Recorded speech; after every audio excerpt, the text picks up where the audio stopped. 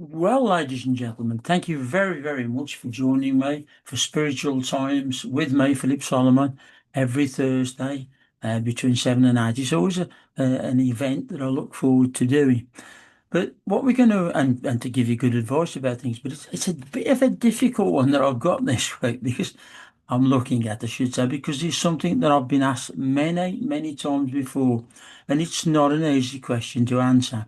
People say, how can I find a good, genuine medium, psychic, whatever you want to call them, card readers? Now, mediums and people like that are totally different, but you ask me, how can I find out where to find a good one and what should I look for? Well, that's a very difficult question, as I'm sure you will undoubtedly understand, because it isn't easy. But I've made a few notes, and I could make another 500 really. But one of the things that I made a few notes about is to always try and get to know about someone that you can have a reading with from reputation, or perhaps from someone you know who's had a reading with that person, and they're good, and they have nothing but good recommendations.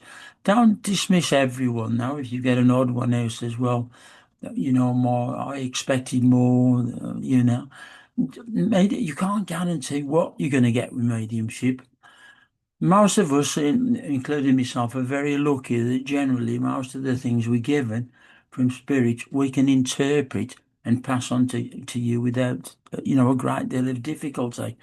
Having said that, it can be difficult and it can take years and years to become experienced enough as a medium or a psychic, really, to do that very type of work with confidence.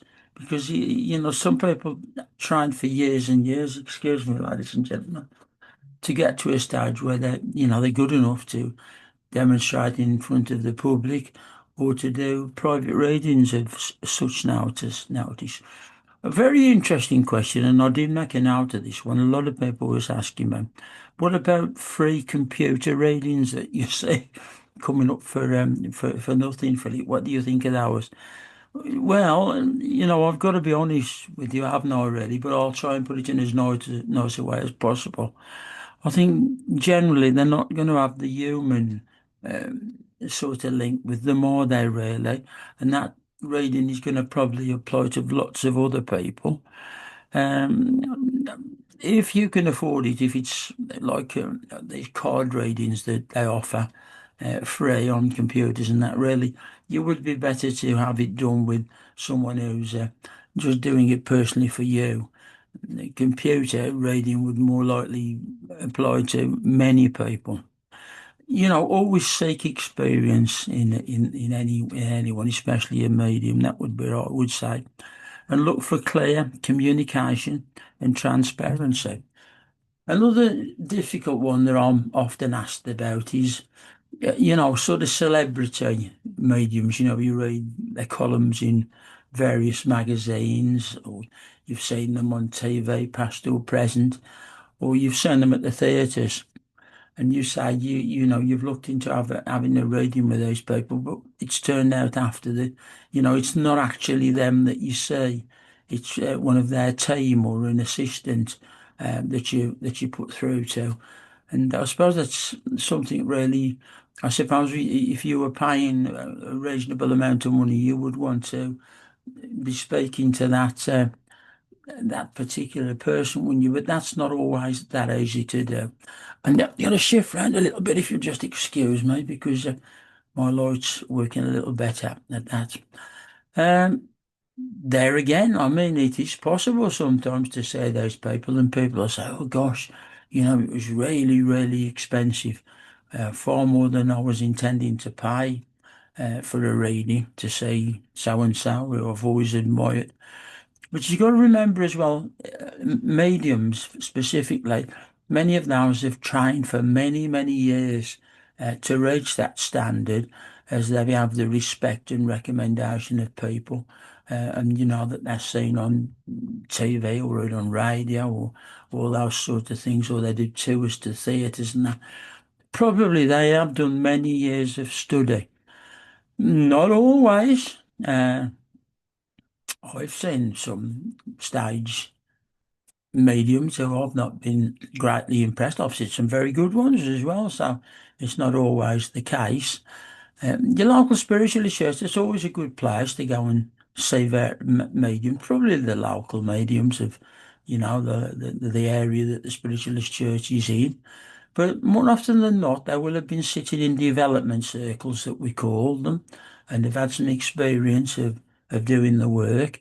And you might find that you're very, very surprised by the demonstrations that they give. It's usually from the rostrum in a small church, and you can often be very, very impressed. Of course, you get a lot of the local mediums that do smaller venues as well, and those can be quite reasonably charged. I mean, going back to the church one, really, they tend to be free, don't they? Usually have one on a Wednesday or one towards the end of the weekend.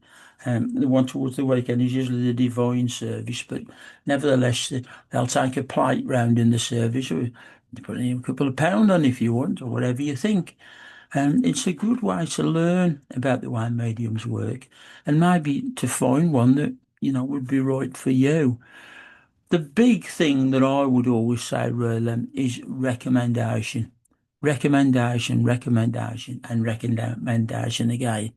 If you've got friends who've been to someone and they say, oh, I went to see Tom, Dick, Harry, Jay, and they were marvellous, the readings that they gave, and they came to me, never known me from Adam, and give me a wonderful reading.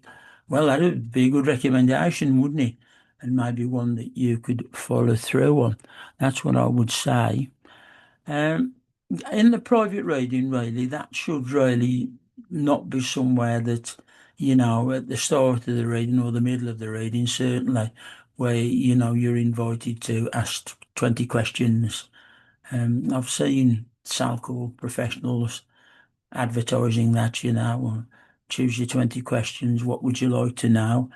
Really, a medium doesn't really need any of that, really. A medium will just give you messages from your loved ones on the other side that will be meaningful to you.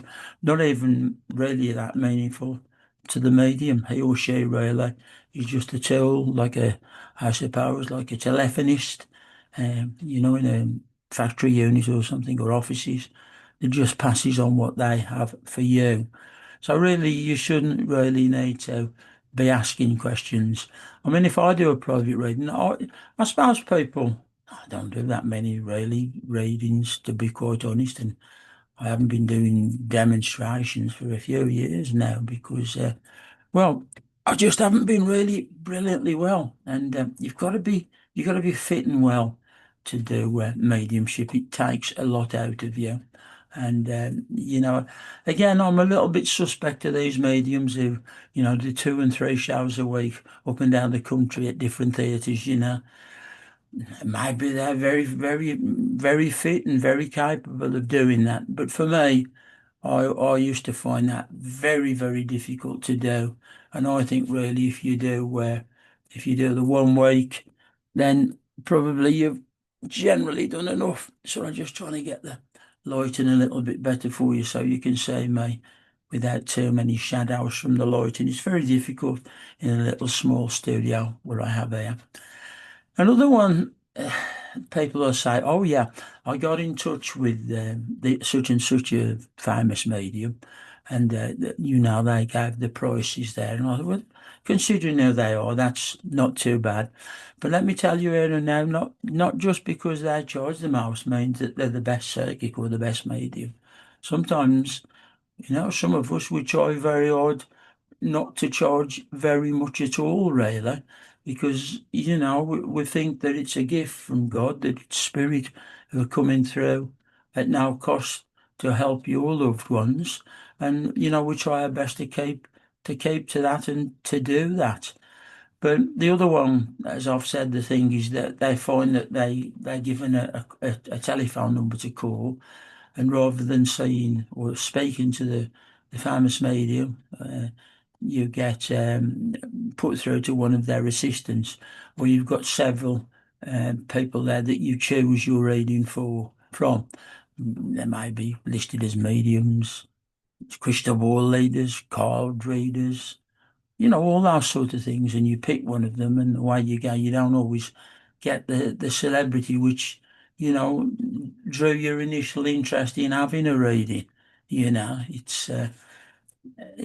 would imagine that can be disappointing. In fact, I know that it is because I know people who've done that, and they've wanted to speak to. They've asked me if could give them contact numbers for some of the famous mediums. I suppose I would have all those contacts, but I'll never pass them on because it wouldn't be right to do that. I have their home contacts and their business numbers. You find them, don't you, on the internet or some of the places that lists various mediums and healers and even healers really. Healing to me, for instance, I've never charged for healing. I don't charge for healing. I used to do my shows of mediumship, and then at the end, I'd always say, as long as I'm not too tired, come down at the end and line up, and whoever needs healing, I'll do that for you completely free of charge. But that was something that I wanted to do. Again, a lot of healers have put a great deal of study into their work. Maybe they've trained as Reiki healers, or they've learned various meditative states that they had to study for many years and pay to learn to give healing to. So you have to always look at it from both sides, you know. But by and large, I think the best recommendation for any psychic or medium is by recommendation. And if you can come across that, I'll be very pleased for you. I'll have a look at my notes, but as I say, there's that many that I've written down. I mean, I made a note here. Your reader, the person that you go to, should always be ethical and compassionate. I think sometimes if you're given something to give the person that you're reading to, and they understand what you're referring to without opening it too much, especially from the rostrum, or if you were giving a demonstration in front of loads of people, if you can't do that. If you were picking up that, say, a lady was having a baby and she wasn't married and her mother was sitting beside her. You imagine you just can't do that. You could have only think of a way that you could present it to her, that it would mean something to her. She'd know that the reading was real, but not blurting it out like that. You've got to be ethical and you've got to think about the way that you can give things. Sometimes even in a private reading, that can be the case. If you're picking up on something that was very unpleasant for that lad in his life or lady, and you're picking it up as something they're going to remember, that they're not going to be comfortable about talking about. Your job is just to say it in a way. Spirit are aware of what happened around your life that was a difficult time, and that's the end of it, Neil. That will be enough. Tell them to put it behind them if they can and move forward uh, with help from spirit or from what they perceive to be good or godly. Another thing that I always press really is just have so many notes here. If I went over everything, I'd be here ready till Christmas. But I always believe before any psychic or spiritual work is done, you should always say a little prayer to whom you perceive godly or of that nature for you, and ask for psychic protection, that you're blessed while you're having that work done. I'm not meaning to frighten you in any way. It's just common sense that whenever you're working with that sort of work, that should be put in place. Now, I'm sure and I hope, if you go along to a theatre, I'm sure, or a big venue, and there's a famous medium, psychic on there, I hope, certainly the ones I've trained, if they're the ones that I've trained in the past, before they come on that stage, they will say a little prayer for everybody in that audience and ask for psychic protection. And then at the end of the show, don't have to say it to you, but to close it down with, again, a little prayer very quickly and just close the psychic protection down. I can't emphasize how important that is, but there's a way that you can always make that safe. And it's an easy one, really. If you're going along to have a reading with crystal ball, cards, whatever, before you sit down or you go to that person, might be at a psychic fair or something of that nature, or you're visiting their home, say a little prayer before you start and ask that you psychically protect. And when you walk away, thank obviously thank the person who's done the reading for you, but then to yourself, say a little prayer and close down psychic awareness. Now, I know I'm probably gone on a little bit, push that with you a little bit, so to speak, but it's very important. And I hope that every one of you who is watching this particular visit on Spiritual Times with Philip Solomon, you'll make a note of that and you remember it. Just want to write on your purse or your wallet on a bit of card, prayer, psychic protection, and you'll never go far wrong. Because, because it is possible, if that's not been put in place by your professional reader or yourself, that sometimes you can pick up energies that are uncomfortable for you. You might, how can I put it? You might start that you're getting scared of sounds that you hear, or you're getting bad headaches or things like that. And that can be, that can be difficult. You probably have to go along to somebody like me to sort it out. Well, we don't really want you to do that, really.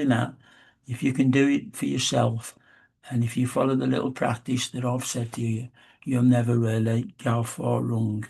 And that's a very important thing. Confidentiality. I'm lucky with that, really, because I never ever remember any of the messages that I've given a person, even in the private reading, even doing readings online. Readings online are a little bit more difficult, obviously, because the person is not physically with you. But you do have a degree of accountability. Most of the readings that I do online, they are recorded. Well, we have to for the proper way to do things. You have to have it available, as you should do. But I have to delete everything after 24 hours. It's after 24 hours, you don't really need to be asking me anything, and you can't because it's gone. Now, having said that, I have worked with mediums and psychics at the end of event have gone down there, end of the show, talking about the messages that they've given to people or the messages that they've received. And maybe they can do that. Maybe that's their way of working. Fine. But for me, never do that. I don't think it's something to keep for our information. It's gone and it needs to be removed, you know. And like I say, you have to video, TV, radio, things like that, data protection, which you have to have an available record of things for 24 hours. But once that 24 hours is up, I don't keep any information. Wouldn't remember it anyway, wouldn't want to. And when I'm working in a theatre or a large event, I'll come down to the audience at the end of the show and say if they've bought one of my books that I've written over the years and they've bought it along, I'll sign it for them. Or if they want to have a picture to. It's the world of the selfie today, isn't it, really? And I think you'd have patience with that and be happy to do that. Means a lot to a lot of people. But I always say, don't ask me about your message because I ain't going to remember it once it's gone. It's your property. It belongs to you. I was just the tool to deliver it for you. And that should be the end of it. And all my students, and I've trained a very large amount of, especially mediums over the years. And I've always taught them, you know, to try and be like that. Don't try to remember the message, let it go. Your job is just to do the delivery, put the psychic protection in place, like I've said, and the close down techniques. What else did I think you might like to need a bit? Oh yeah, I think it's important that the person that you choose is a person who has a lot of empathy, and accepts confidentiality as well, which I was just talking about. But I mean, you say some of the readers, maybe at the psychic fairs, and then they're almost like a machine, aren't they? But maybe they in that short period that the different people sit with them, they do have the empathy to link. But I do think you should always look if you're going to have a deeper reading, or you're going to go along to some shows and try and go and see somebody who obviously has care and empathy for you and all the people that they're working for that night or day, as the case may be. I think that's important. Yeah, few red flags. What do I mean by red flags? Things to avoid. And these were a few things that I sort of thought about that would be important. Pressure and manipulation. Always be wary of readers who ever use any fear-based tactics, such as claiming you've got a curse or you've got some bad luck or something that around you. Almost always, always, the next part that comes, but I can remove that for you or get shut of that. Now, don't get me wrong, there are times sometimes when very experienced mediums have to go along to properties where there's energies need calming or moving on. But really, it's not the sort of thing that you would be telling anyone that you were doing a reading for, especially if after telling those person, and it happens not by professional people, I don't, but by some of these Johnny come lately readers that did you know you have a curse, but I can remove that curse for X amount of money, blah blah blah. But the other one that they say, well, you need, after this reading, you need to come and see me again for 5 or 6 sessions with me so as we can get to and bring to an end all the difficulties or worries that you've had. Good read will get that job done with that one meeting, with that one reading. Sometimes, if you're looking for development or training, then that medium or that psychic might advise you might think it worthwhile to booking a selection of training sessions, but that's a totally different thing, saying that you need to come back 5 or 6 times to clear a difficulty that you're having. Uh, the reader should address those sort of things there and then and done. So that's a red flag. That is one of my red flags, I call them. If anybody says to you that, oh, did you know you've got a curse? Or did you know you've got an attachment? You've all read about these things, haven't you? And on very, very rare occasions, they could be so, but 90% of the time, red flag, avoid that. That's not a very genuine person. Oh, yeah, that's another one that I made a note of. Giving you guaranteed outcomes, guaranteed results for you before working, especially as a medium. As a medium, you don't know who's going to come through, really. Can't guarantee that the person that they would most like a message from will come through because sometimes they don't. I mean, I've been a medium for pushing on now for 45, 50 years, and I'm very lucky, to be fair, I am very lucky that more often than not, the person that they're hoping for will come through. But you shouldn't be a situation of asking the person that you're reading for, who do you want me to reach out for? Who do you expect? Because it doesn't work like that, really. It may come through the person that you're hoping for with advice or support or in a kindly way. But sometimes it can be an uncle or an auntie or a friend who, they needed to get through to this world. It was beneficial to them. And you were there and part of that beneficial situation. So that's another one, bit of a red flag, really. Anybody who guarantees you that they'll bring such and such a person through for a set fee, red flag. There you go. I'm going on a bit, aren't I, really? Financial exploitation. That's another one. I won't see anybody for at least a month to 3 months, usually 3 months after I've read for them. I could do, because as I say, I forgot whatever I told them the first time that they come to see me. But I think it's a good thing, really, that you don't get drawn into one of those situations where you need to be visiting the medium or a psychic every week for guidance and be, you know, part of their work system time after time, week after week. That's why some of my some very famous clients, and I think very often they do think, oh, I need to see you every week. But even such as those, I would say, well, no, you don't. You need to live a period so as you can be assured that me or any other reader that's working for you doesn't remember all the good things they've given you, or, and be pre prepared, maybe unintentionally, to to not give you new and fresh information that means things to you. So for me, I set that as a very firm rule. I won't give you a reading generally between a period of about 3 months. And that can cause me a lot of difficulties because a lot of my clients, well, they really, they do want to see you every week, but I won't do it. They probably lose them sometimes to other psychics or mediums, or will do that. A good way, really, I think, to find out about good psychics and mediums. We've all got these shops now in the eye town, haven't we? We've got various ones, and they'll sell all the crystals and all sorts of paraphernalia, don't they?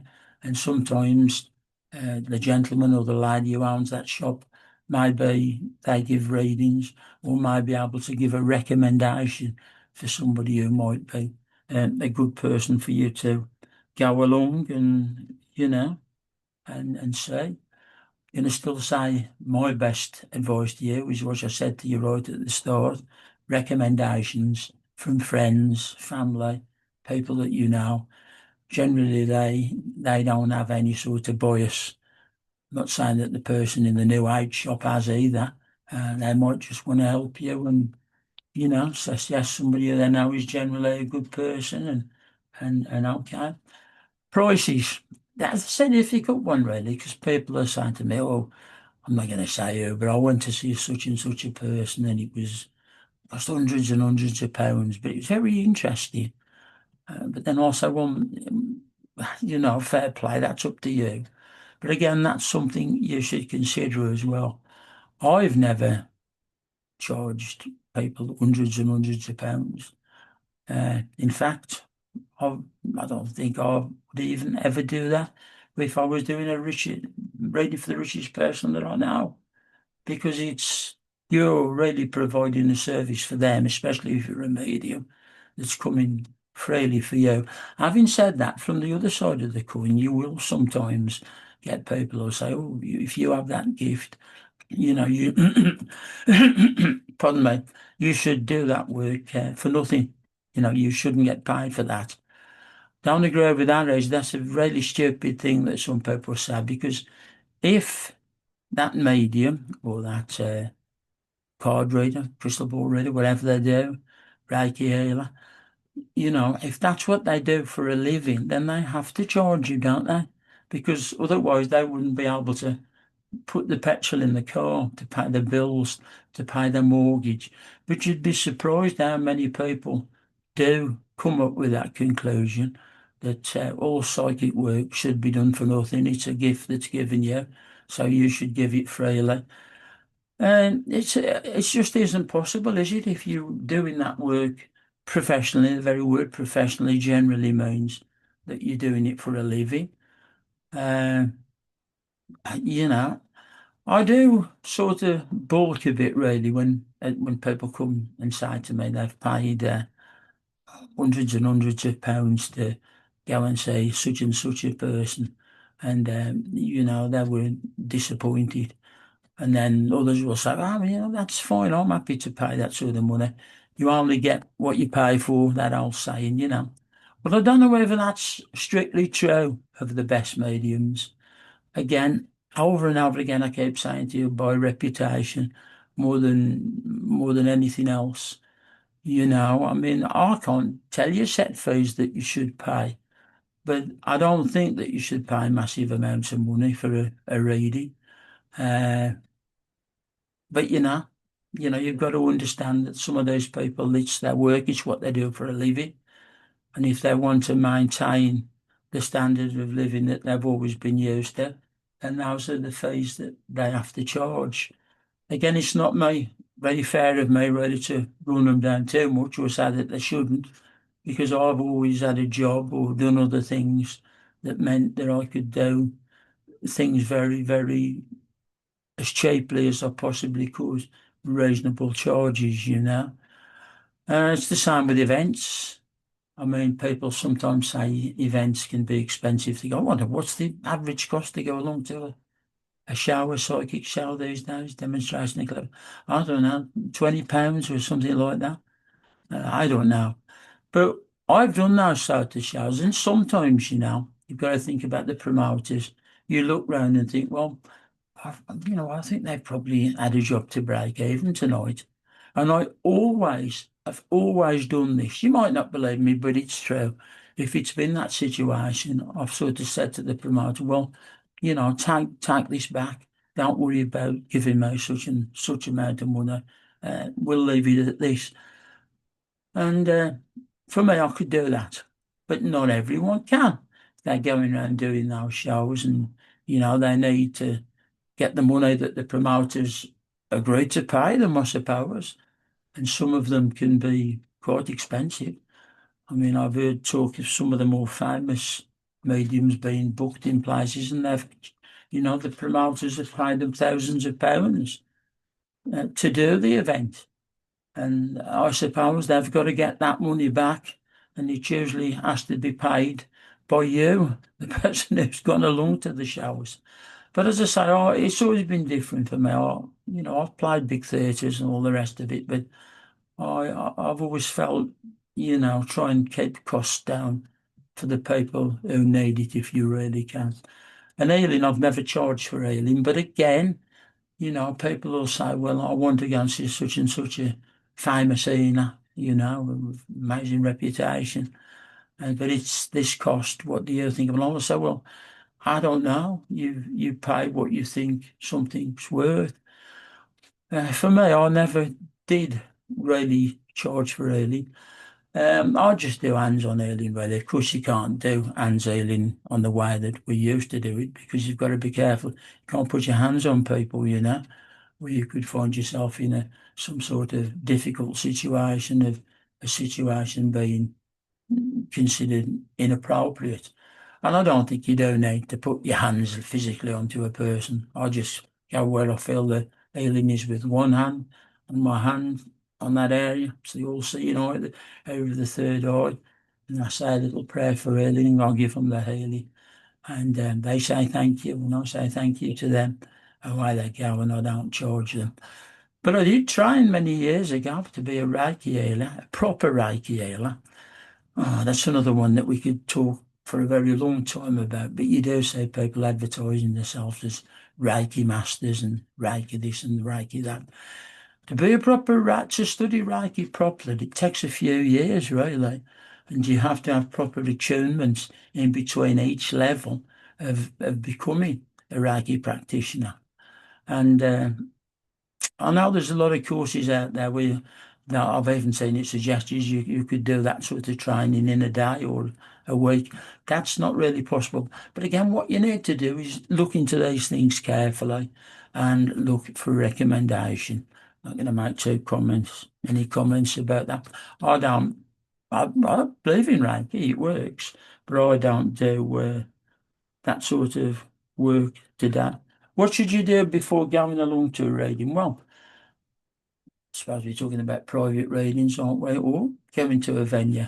I think the advice that I would say is to just get yourself very relaxed, very calm, out for everything but expect nothing.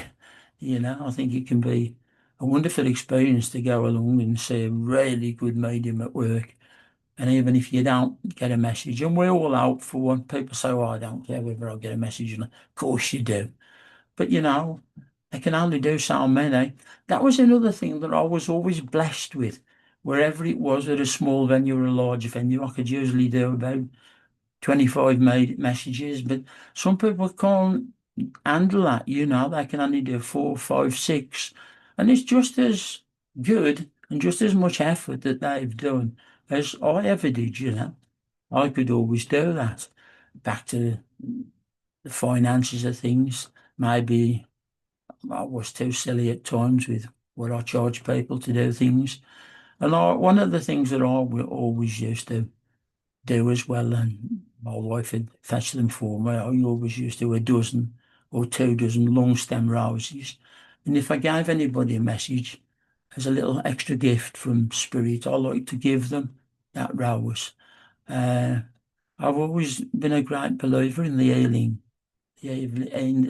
energies of flowers and plants and trees and all that sort of things.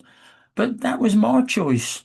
And again, I suppose, promoters or the people putting the show on certainly wouldn't pay for 2 dozen lunchtime roses, would they? But that's me. But again, as I say, getting yourself prepared for something like that, just get yourself in a nice, relaxed mood and get yourself out there early if you can. If you're a good medium, you don't need to have them front seats. Time and again, I'll see people coming in. Well, I'm usually in the back somewhere, but people would tell me as soon as the doors open, there's a rush for the front seats. That wouldn't make any difference to me, really. I'm just as likely to go to the lady or the gentleman sitting right at the back in the corner, who probably hoping I don't even come to them, but I will. And you know, I don't know. Maybe people get the feeling that because they're close to the medium or the reader, that they're more likely to get a message. Maybe they are from particular mediums. I don't know. But for me, it doesn't really matter where you sit. If spirit want a message to be given to you, short or long, they'll find you. I was always very lucky that I could see a little light above generally where I needed to go were several lights, and the one that was glowing the brightest generally was that where I needed to go to that person. But everyone works in different ways as well. And sometimes as well, if you hear the medium throw out, can anybody else understand this? If the medium's giving a message to somebody, you're sitting there thinking, gosh, every piece of that information, surnames, workplaces, telephone numbers, things of that nature. That's me. Don't sit there. Get your hand in the air and say, excuse me, medium, but I think that's with me. And that person who's receiving that message wouldn't want you not to do that. And certainly the medium sometimes needs that bit of help. And no one's infallible.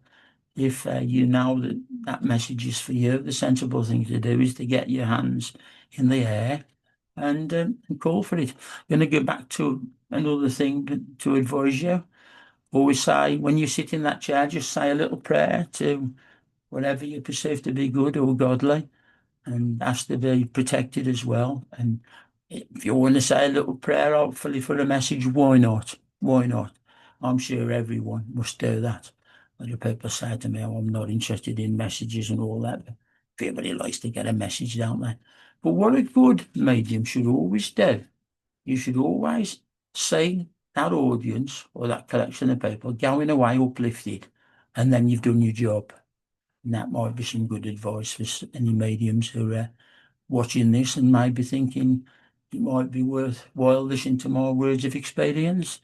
But as long as everybody feels uplifted and they go out feeling uplifted, you've done your job just as much as you've made your links from the other side with people.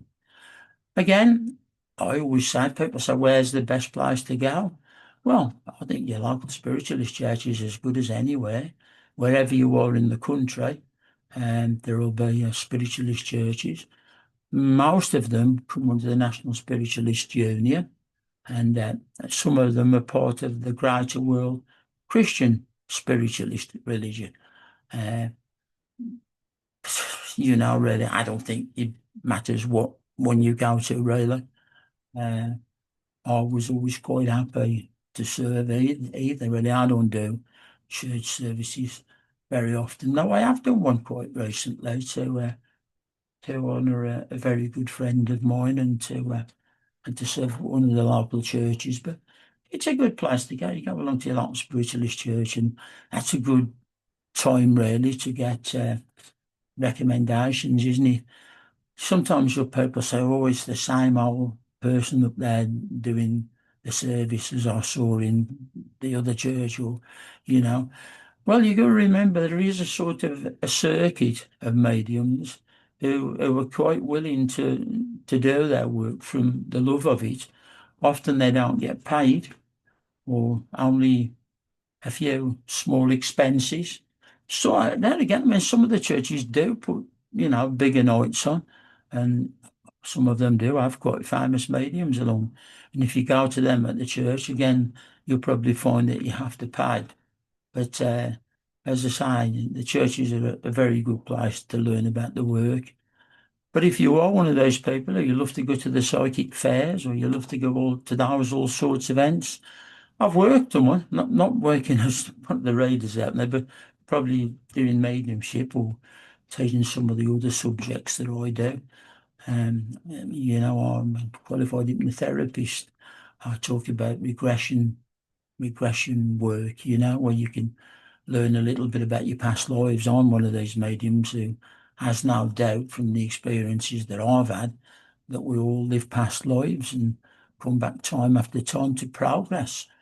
People say, well, how does that fit in then if we come back and progress, mum and dad and grandma and all that, why have they come back? Well, I will try and explain that to you. And I haven't got a great deal of time on spiritual times with Philip Solomon because obviously we have to keep within the time factor. But, there's many levels of existence in the spiritual world. Most of our loved ones go to what I call the second. That's where mum, dad, aunties, uncles, all the lovely people that you would remember go. And that's usually what mediums link into. Sometimes when we're doing very specialised work, we reach to the higher levels of existence. But, if you're talking about Jesus, Buddha, Nirvana states, things like that, that's very higher levels. You might wonder why it isn't the first level. Well, even those evil people, those who do the worst thing, even they will go to spirit level and given the chance to progress. They usually go to the first level existence. They're not amongst your parents or your loved ones at all, but they do go to the first level of existence and they have time and are allowed to progress eventually. Maybe they definitely have to come back and live a few lives. I'm not going to go too much into that, but it's like a progression, really. But most of the people that you love, will be there on that second level, and that's where most mediums will attune to. Um, you may have heard of trance mediumships, transfiguration mediumship. I've done this sort of work, but very specialised, and it's not something really that you'd probably be going along to at the moment. That was you gaining knowledge of those things. You might be very lucky enough to be invited to say real trance mediumship. That's where, the spirit overtakes the body and the face. And often, the medium's face completely changes. Sometimes I think all of us mediums have a little bit of trance mediumship, though, whenever we're doing our readings, time and time again, especially when I've maybe gone out to people's houses and there's been half a dozen ladies or gentlemen that I've got to say there. And they'll say, when you were doing my reading, your face changed and you looked a bit like such and such a person. And I will honestly say, well, I'm not aware of that, but I think it can happen, sort of unconsciously, interconsciously. Oh, I'm getting into some deep waters to explain to you now, aren't I? All you really need to know from this talk that I've given you this evening is the best thing to do, best possible way to learn about good mediums is by recommendation, usually through friends or people that you trust. It's a bit like hypnotism and hypnotherapy. People will say to me, oh, I'm not very keen on hypnotists. I'd sooner go and see an hypnotherapist, the qualification on the wall. But I always say, well, I see your point. But if you go along and see a stage hypnotist and they hypnotise your friend next to you, and she's definitely not the sort who's going to go on stage and cluck like a chicken, but she did, well, at least that hypnotist could do the work. Maybe he or she is an hypnotherapist as well. But all the way, everything that I've talked to you about, recommendation, that's the best way to go for. And I think that's a very good thing to do in life generally. I think if we all got recommendations about things, we certainly get more value for money, wouldn't we? And it's the same with mediums or psychics. Recommendations, that's the thing to go for. And I could speak, go on to you all night really about these things, I really could. But I'm going to say good night, God bless, and leave it at that. Until next Thursday. This is Philip Solomon. This has been Spiritual Times with me, Philip Solomon, and I enjoy this, and I hope that you can join me. on a fairly regular basis, and recommend it to other people if you think it's worthwhile. Good night. God bless.